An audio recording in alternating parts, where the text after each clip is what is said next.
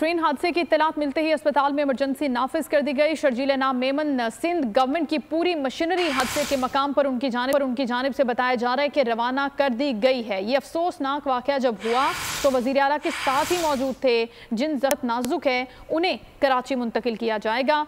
सांगड़ और नवाबशाह समेत तमाम डिस्ट्रिक्ट के अस्पतालों को अलर्ट भी कर दिया है और अभी तक 19 अफराद की जाँ बहक और 50 के करीब जख्मी होने की इत्तलात मिली है। इन मुसाफिरों की शर्जील नाम मेमन की जानिब से कहा गया है कि जैसे ही इत्तला मिली अस्पताल में इमरजेंसी नाफिज कर दी। जो करीब के अस्पताल थे और दूसरी जानिब सिंध गवर्नमेंट की भी पूरी मशीनरी हादसे के मकामात पर रवाना उनकी जानिब से कर दी गई। उनका कहना था कि जब यह अफसोसनाक वाकया पेश आया तो वह वजीर आला के साथ ही मौजूद थे और जिन जख्मियों की हालत नाजुक है उन्हें कराची भी मुंतकिल किया जाएगा। शर्जील नाम मेमन की जानिब से गुफ्तगू करते हुए कहा गया कि सांगड़ और नवाबशाह समेत तमाम डिस्ट्रिक्ट के अस्पतालों को अलर्ट भी कर दिया गया है और अभी तक जो फिगर्स आई हैं उनमें 19 अफराद की जाँ बहक और 50 के करीब जख्मी होने की इत्तलात हैं। तारीख का अमीर,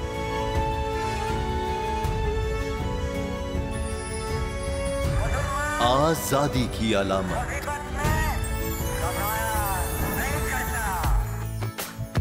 हुस्न का आईनादार, फिक्रो नजरिए की अक्कास,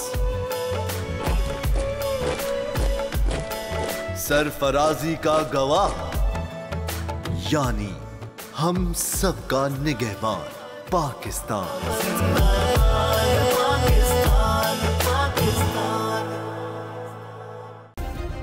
सब्सक्राइब करें और बेल दबाएं ताकि कोई खबर रह न जाए।